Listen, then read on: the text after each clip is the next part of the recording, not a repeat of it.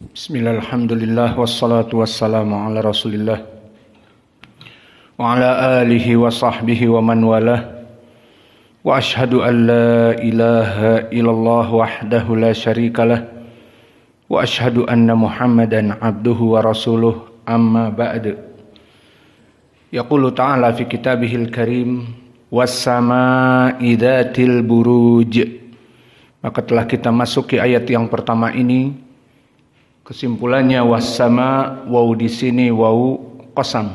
Maka dia menjarkan dari ism yang datang setelahnya was-sama'i, dan maknanya Allah bersumpah dengan langit, yang mana di sini dia disifati dengan dzatil buruj. Dan telah kita sebutkan makna al-buruj adalah gugusan bintang-bintang. Dan tafsir al-buruj telah datang dari berbagai jalan, di antaranya Qatadah dan juga Mujahid. Maka keduanya mengatakan, Qatadah dan Mujahid adalah gugusan bintang ataupun an-nujum. Dan faedah yang bisa kita ambil dari kalimat dzatil buruj, bahwa kalimat dzatu dia adalah dari muannatsah asmaul khamsah. Maka di pelajaran nahwu kita asmaul khamsah adalah du. Maka du yang hukumnya asmaul khamsah marfu bil wawi wa mansub bil alif wa majrur bil ya, jaa du malin, ra'aitu dha ilmin, marartu bi dzi fadlin. Maka ini asmaul khamsah jika dalam keadaan mudzakkar, du fadlin, du ilmin, du malin. Namun jika dalam keadaan muannats, nasibnya di i'rab seperti i'rab adz-dzahir, seperti majrur bil kasrah kama huna, di mana di sini dia majrur bil kasrah dzatil buruj. Kenapa? Sifat dari as-sama, was-sama'i yang mempunyai bintang-bintang. Di sini sifat untuk as-sama, maka dia majrur bil kasrah dzati. Maka faedah di sini, kapan asmaul khamsah tidak berlaku? Di saat muannatsah. Maka dia i'rabnya ismun dhahir dzati. Fahimtum? Dan yang kedua faedah di sini, kalau disebutkan dzatil buruj dengan muannatsah menunjukkan, karena dzatu sifat untuk muannatsah, berarti yang disifati as-sama muannats. Maka sifat mengikuti mausuf, sifat mengikuti yang disifati. Maka dzati sifat dalam keadaan muannatsah dengan ta dzati, berarti dia mensifati yang disifati adalah as-sama. Maka pertanyaannya, kapan di sini dzat diganti menjadi dzu jika yang disifati mudzakkar? Maka seperti ucapan Allah misalnya yang lengkap untuk contoh ini di surat Ar-Rahman, di mana di dalam surat Ar-Rahman bertemu di sini fiha fakihatu wa nakhlu dzatul akmam, dan juga wal habbu dzul asfi. Maka al habbu mudzakkar disifatkan dzul asfi, dan fakihatun dan juga nakhlun, an-nakhlu maka dzatul akmam. Fakihah muannatsah, dan an-nakhl dari fakihah kurma muannatsah, dikatakan dzatu al-akmam, sifatnya dzatul akmam. Tapi al-hab wal habbu dzu al-asfi war raihan, dikatakan dzu al-asfi bukan dzatu. Maka oleh sebab itu banyak sekali di Al-Qur'an Allah berfirman wallahu dzul fadli Wallahu du al-fadli. Sifat dul fadli untuk lafzul jalalah Allah karena Allah mudzakkar. Lafzul jalalah Allah mudzakkar. Dan juga di ayat yang lain dzuntiqam.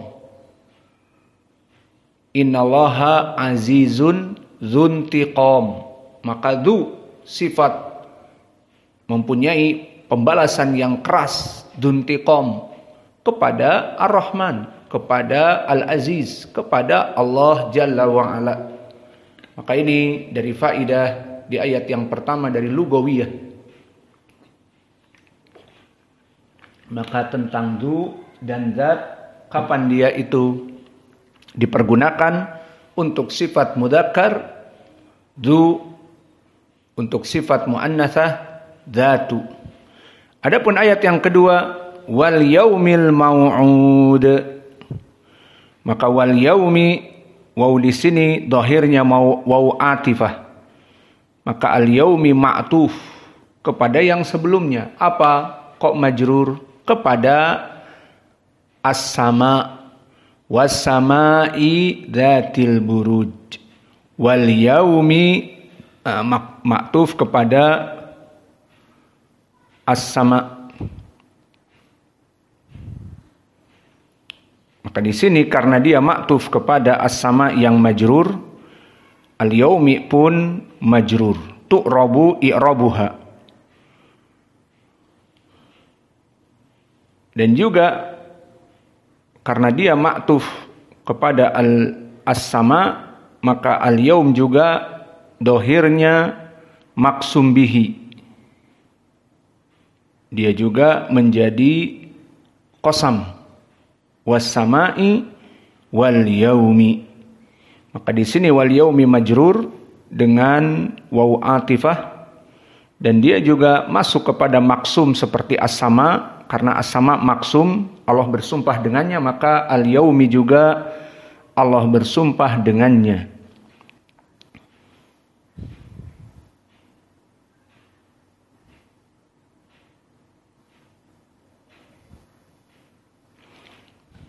Wal yaumi al-mau'udi.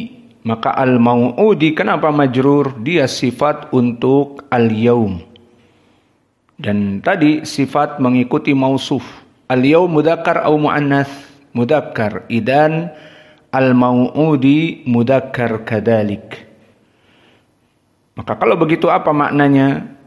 Karena tadi dia ma'tuf kepada as-sama dan dia dalam keadaan maksum, disumpah, berarti kita artikan dan demi hari al-mau'udi yang dijanjikan. Maka Allah juga bersumpah dengan hari yang dijanjikan. Maka hari yang dijanjikan apa? Inilah yang akan kita bahas, hari kiamat dan yang lainnya. Maka ucapan tafsir dari para salaf, wal yaumil mau'ud, bahwa Allah bersumpah di sini dengan hari yang telah dijanjikan, hari pembalasan, hari perhitungan dari amal-amal yang telah dilaksanakan semua makhluk. Dzalika yaumul qiyamah. Maka yang demikian itu adalah yaumul qiyamah. Lalu mana tafsir dari as-salaf tentang yaumul qiyamah? Pertama, datang marfu kepada Nabi. Tidak segan-segan langsung masuk kepada ucapan Nabi. Dari riwayat dikeluarkan oleh Ashabus Sunan, dikeluarkan oleh Imam At-Tirmidzi dan Al-Baihaqi, dan juga Imam At-Tabari di sini, yang sanadnya bertumpu kepada Musa ibnu Ubaidah, an Ayyub ibni Khalid, an Abdullah ibni Rafi', an Abi Hurairah. Ulangi sanadnya, Musa ibnu Ubaidah, an Ayyub ibni Khalid, an Abdullah ibni Rafi', an Abi Hurairah. Kalian di sini belajar tafsir dengan kita, tafsir dengan sistem muhaddisin. Maksudnya kita tidak hanya membaca tafsir dari segi lughah saja, maknanya demikian dan demikian, tidak. Kita berikan asar-asar dari salaf. Dan salaf mereka lebih mengetahui daripada kita apa maknanya. Maka pelajaran tafsir kita mengambil ucapan salaf dengan sanad. Maka sibuk kalian dengan menulis sanad dan juga menghukuminya. Alhamdulillah. Maka mahalu hadas sanad, apa kata Abu Hurairah? Kata Abu Hurairah, qala Rasulullah. Berarti apa marfu au maktu au mauquf?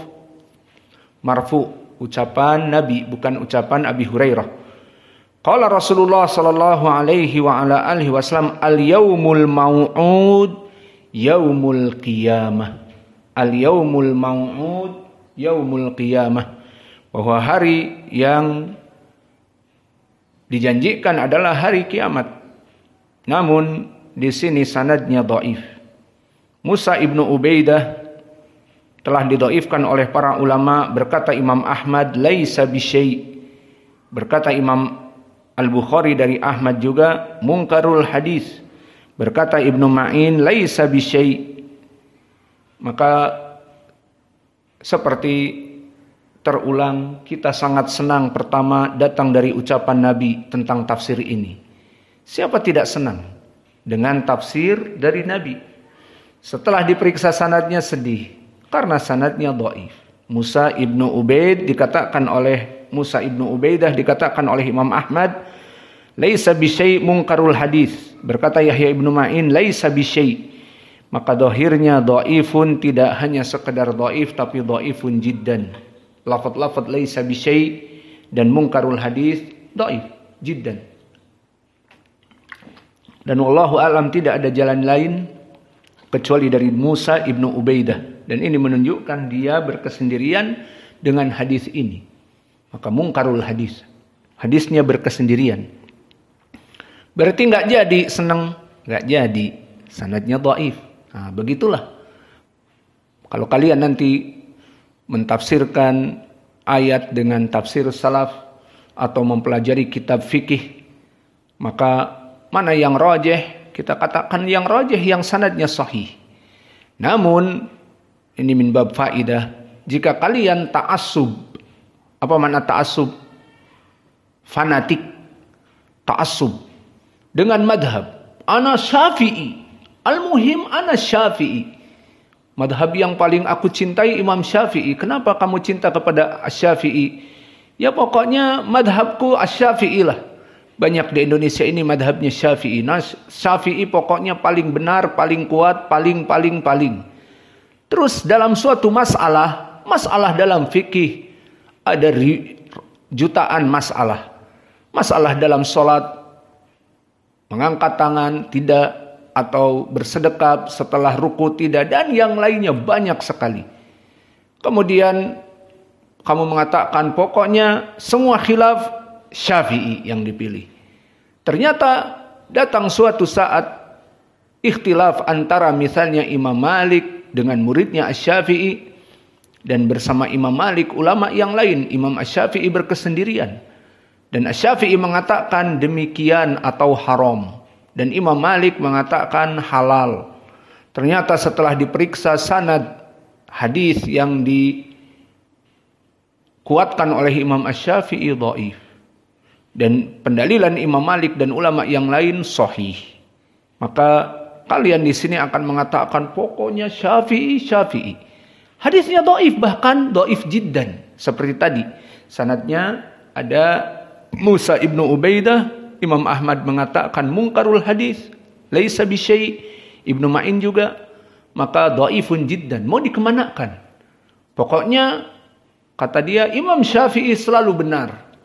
Hada fanatik. Apa fanatik in English? Gulu, fanatik, bahasa Arabnya apa? Muta'assib. Orang yang udah pokoknya harus Syafi'i. Tidak. Begitupun kita di sini pelajarannya bukan pelajaran membaca tafsir dari, alhamdulillah para ulama sangat baik tafsirnya, namun kebanyakan kembali kepada pembicaranya tanpa menghukumi. Maka di sini senang kita datang dari Nabi, dari Abi Hurairah mengatakan yaumul mau'ud yaumul qiyamah. Senang. Namun ternyata di sanadnya ada Musa ibnu Ubaidah yang matruk. Lalu kalau begitu bagaimana tafsir kita? Ya tafsir kita melihat sanad-sanad yang sahih dari salaf. Meskipun tidak mesti dari Nabi. Ya sudahlah kalau begitu. Kembali ke salaf. Yuk. Maka telah datang dari Alhamdulillah Qatadah. Dan sanadnya ma'ruf. Dikeluarkan oleh Imam Abdul Razzaq. Dari jalan Ma'mar an Qatadah. Wal yaumil mau'ud adalah yaumul qiyamah. Berarti ini tafsir dari Qatadah sahih. Dan juga diriwayatkan oleh Imam At-Tabrani dari jalan yang lain. Bishr ibnu Mu'ad, an Yazid ibnu Zurei, an Sa'id ibnu Abi Arubah, an Qatadah. Sanadnya sahih. Yaumul qiyamah. Dan juga datang dari jalan yang ketiga. Dari Ibni Abdul A'la, Yunus As-Sadafi, an Muhammad ibni Thawr, As-Sun'ani, an Ma'mar, an Qatadah. Sama. Maknanya yaumul qiyamah.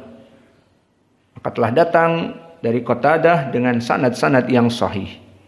Maknanya hari kiamat. Dan juga telah datang dari Abdurrahman ibnu Zaid ibnu Aslam. Yang ma'ruf sanadnya dari Yunus ibnu Abdul A'la As-Sadafi.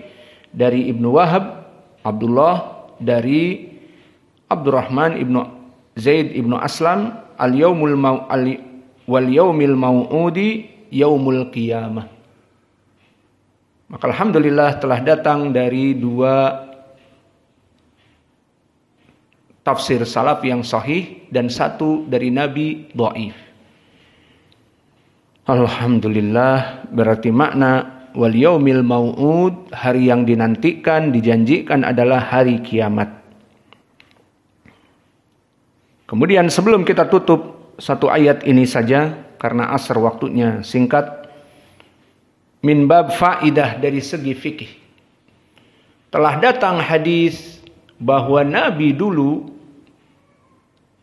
melaksanakan pembacaan salat dengan al-buruj. Kapan? Maka kapan ada sunnahnya membaca surat al-buruj? Jadi ada waktunya kapan?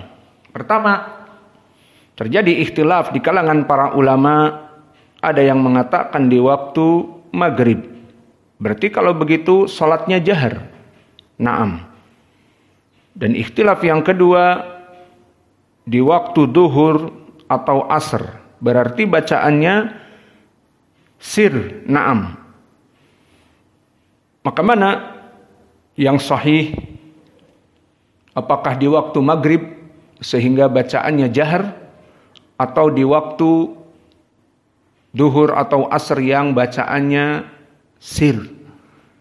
Maka untuk yang jahar, katanya di salat maghrib atau isya, diriwayatkan oleh ashabus sunan dari jalan Hamad ibnu Abbad As-Sadusi, sami'tu Abal Mihzam an Abi Hurairah anna Nabiya sallallahu alaihi wa ala alihi wasallam amara an yaqra'a bis samawati fil isya. Nabi memerintahkan untuk membaca as-samawati bil isya atau fil isya. Maka di sini pada salat isya.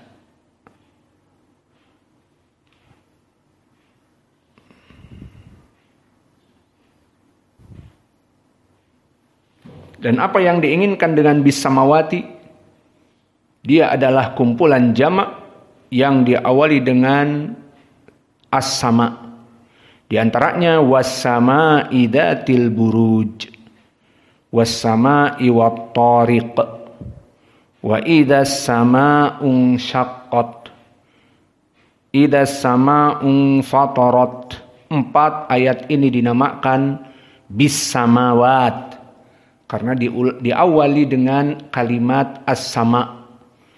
Maka di antaranya was-sama'i dzatil buruj. Maka kata Abu Hurairah, Nabi memerintahkan kaum muslimin untuk membaca di salat terutama malam isya ataupun maghrib dengan surat yang pendek ini.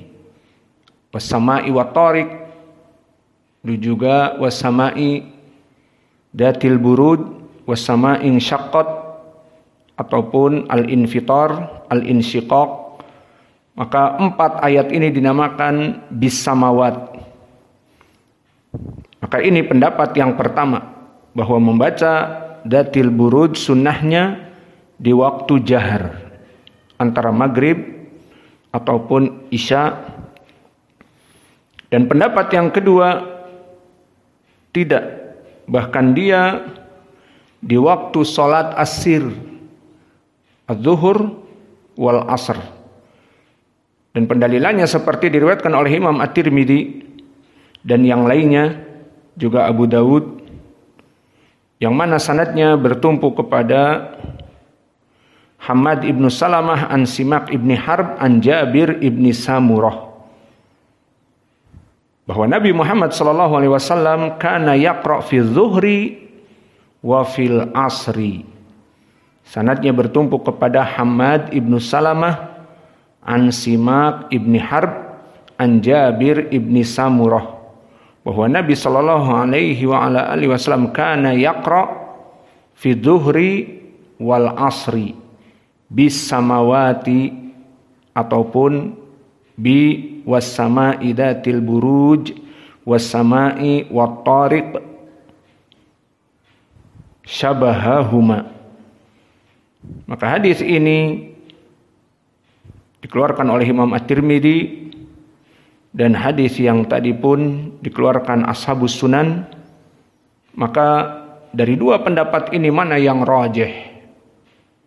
Disinilah antum mengetahui bagaimana kekuatan dari ilmu hadis. Dalam berbagai bidang ilmu hadis, ilmu yang paling utama. Seperti dalam permasalahan seperti ini, bagaimana merajihkan dengan pelajaran ilmu hadis? Diperiksa 2 hadis tadi, yang sahih kita amalkan. Baiklah kalau begitu kita periksa.